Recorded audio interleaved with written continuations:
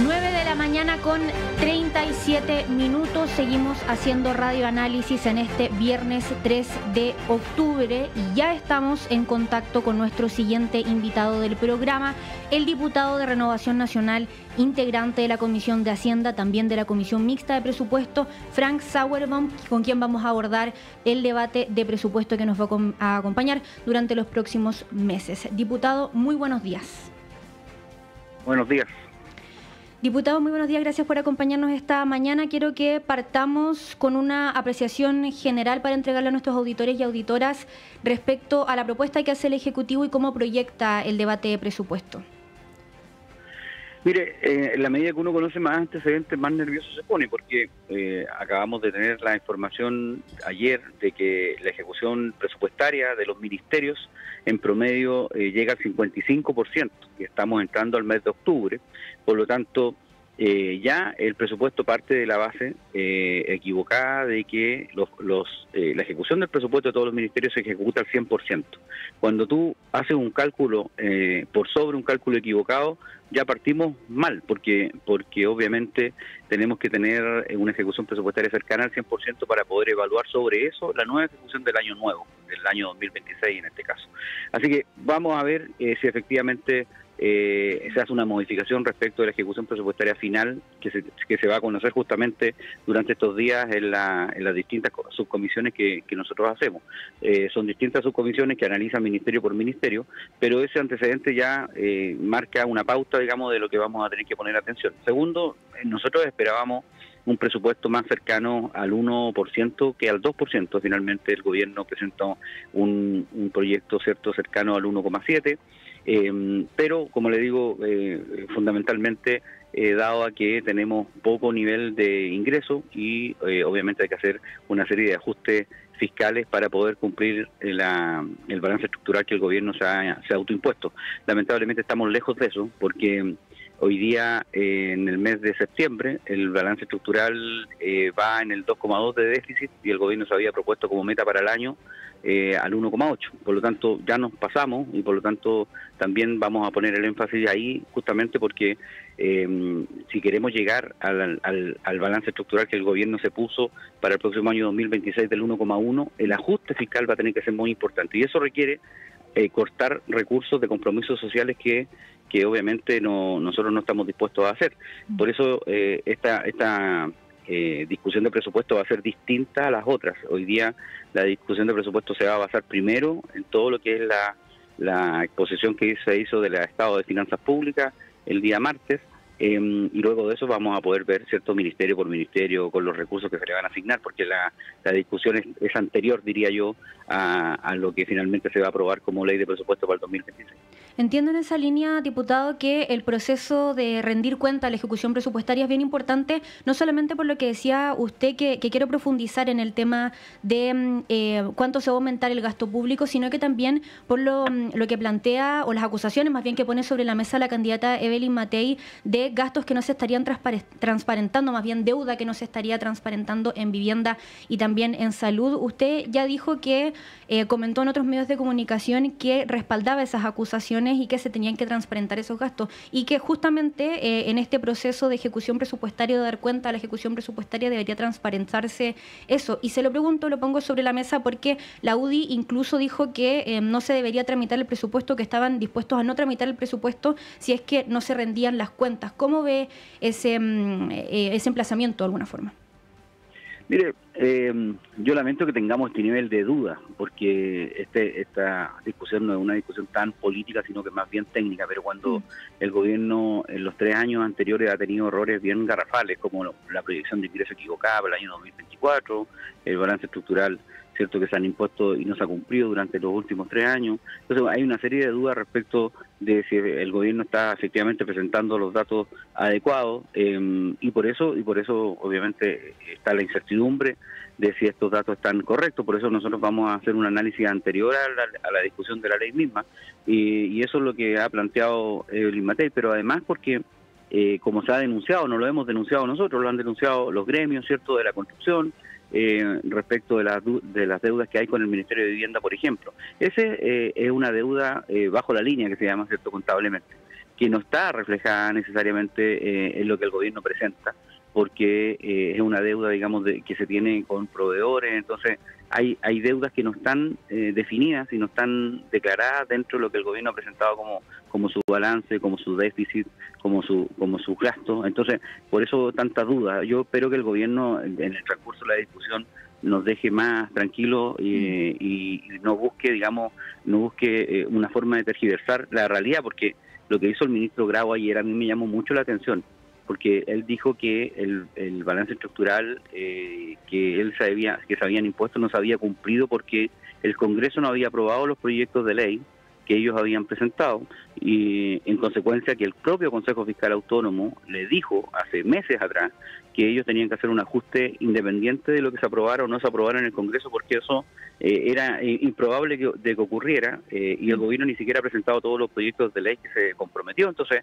es bien, no hay que buscar, diría yo, excusas, hay que ser mucho más honesto en estas cosas, más transparente, porque estamos hablando de las finanzas públicas. El próximo gobierno va a enfrentar una situación financiera muy compleja, y es mejor que la sepa el día 1 a que se encuentren con sorpresa después de marzo.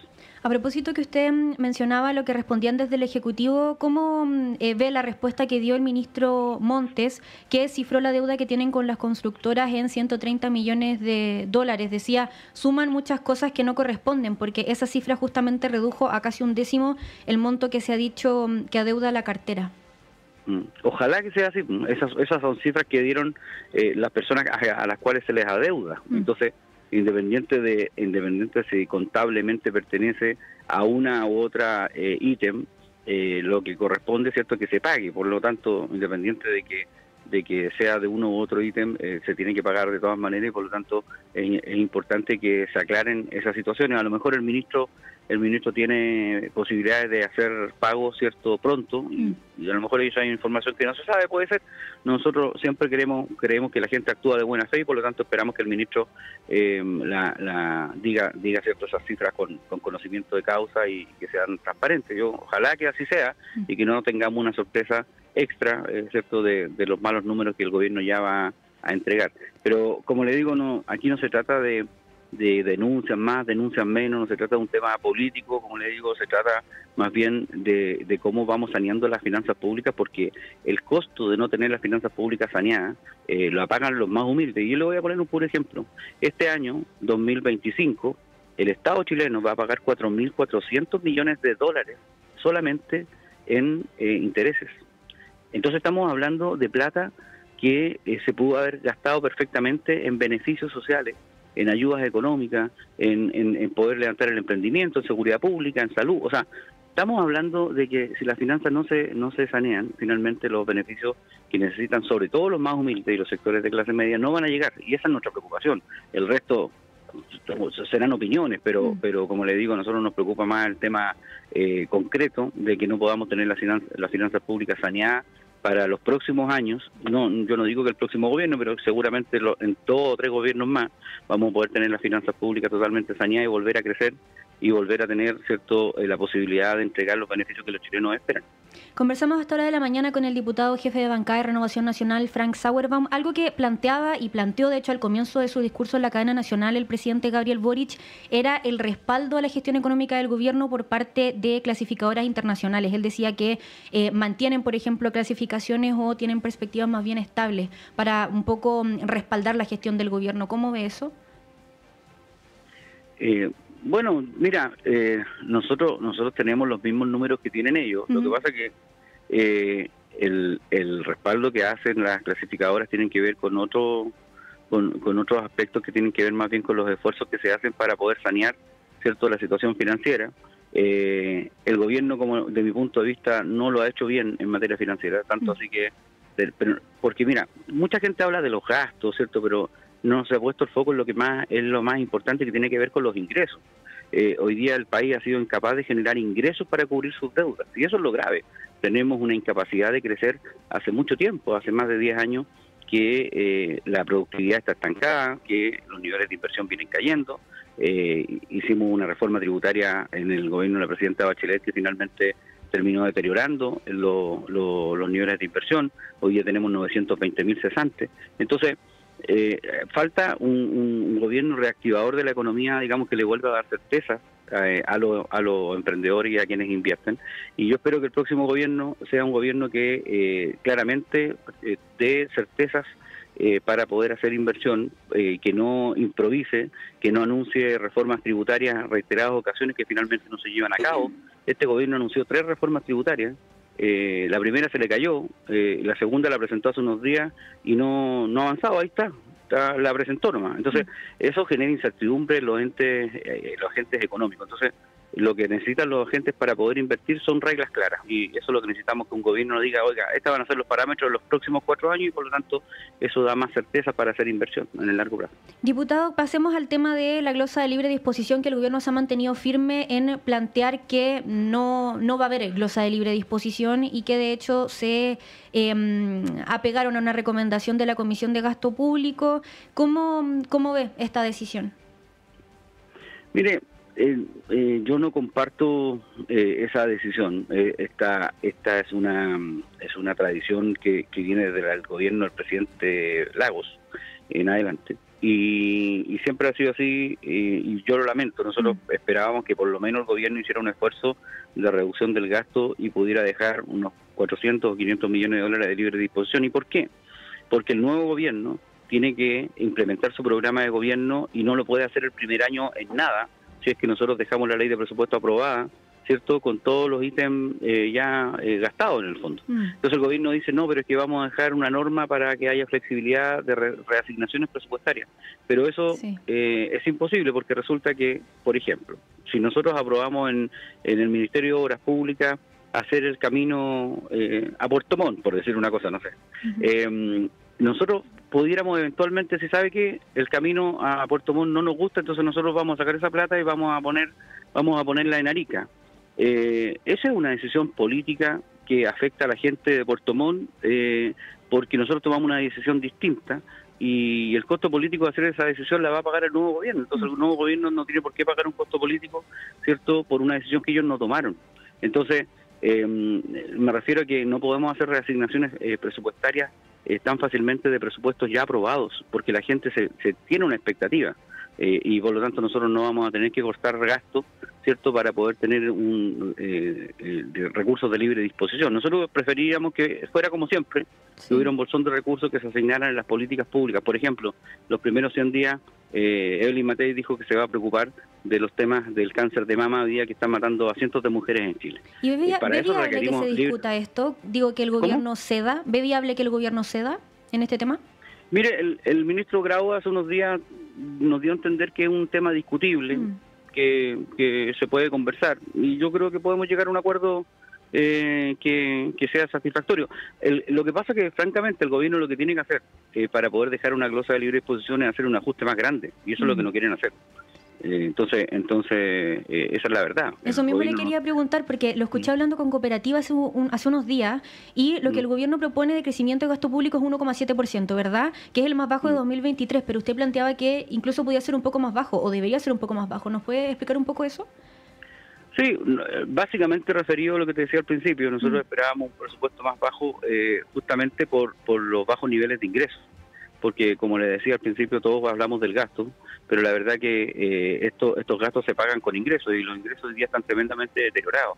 Los niveles de deuda son muy altos, y de hecho el propio ministro Grau lo dijo el martes, dijo que si no teníamos los ingresos suficientes para pagar esta ley de presupuesto, se pagaba de nuevo con deuda.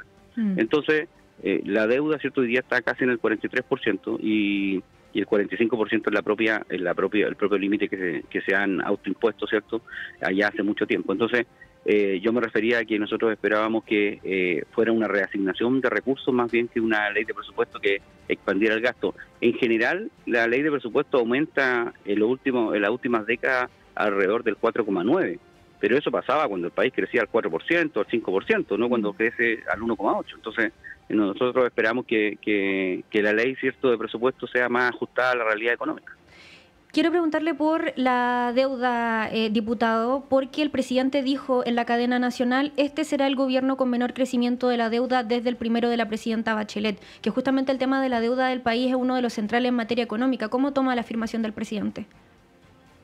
Bueno, es una media verdad, porque el presidente recibió un país con una deuda del 36% y él la va a dejar con un 43%. Entonces yo no sé si eso es la deuda más baja, pero a él seguramente se refiere al nivel de crecimiento de la deuda, pero va a dejar el país más endeudado de lo que lo teníamos, pero la gran diferencia que tenemos con el gobierno anterior es que el gobierno anterior enfrentó una pandemia, que enfrentó un estallido social. Este gobierno se gastó los pocos ahorros que teníamos en el FES, ¿cierto? Que todavía hasta el día de hoy no dice cómo va a recomponer, sin ninguna crisis de por medio, ni ningún problema económico muy grave.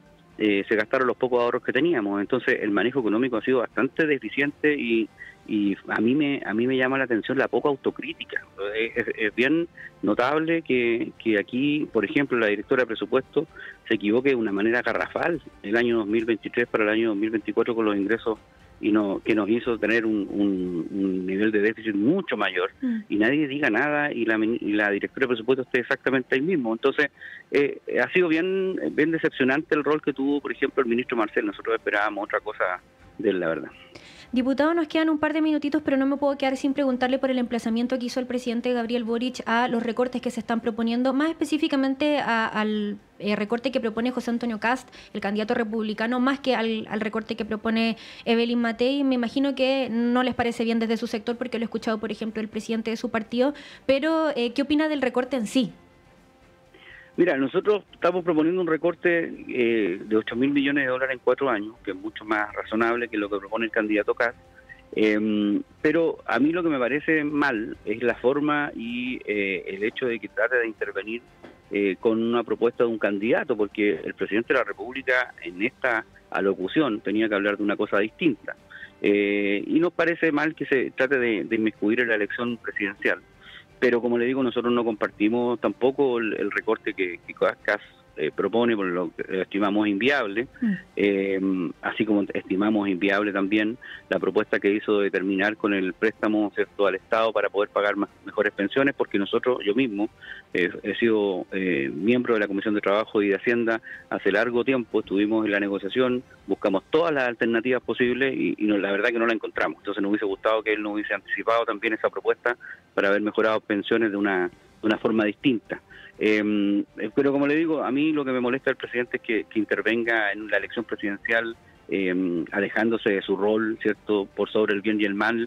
Yo preferiría que el presidente se aportara de esa manera por último los últimos meses que le quedan de presidente. ¿Cree que está bien que la UDI haya ido a Contraloría por el tema? Sí, bueno, sí, está bien, porque el presidente no puede tratar de intervenir, ¿cierto?, y embanderarse con un candidato, a pesar de que todos sabemos que él es su candidata, pero yo creo que es una señal, en el fondo, para poner un punto de alerta de que ni él ni nadie.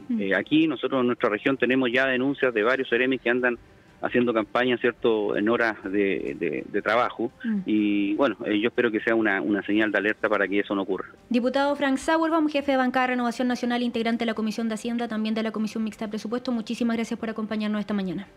Gracias a usted. Un abrazo. Hasta luego. Gracias. Bueno, son las 9 de la mañana con 56 minutos. Termina esta primera edición de Radio Análisis, pero los invitamos a quedarse como siempre con nosotros en Radio Universidad de Chile. Ya llega Nicolás Rojas y Semáforo a nuestras plataformas. Si nos sintoniza, por ejemplo, a través de la red de radios que piensan o en Uchile TV, quédese también en la programación de esas plataformas. Más noticias a las 13 horas con Diana Porras y nosotros nos reencontramos el lunes. Que tengan muy buen día.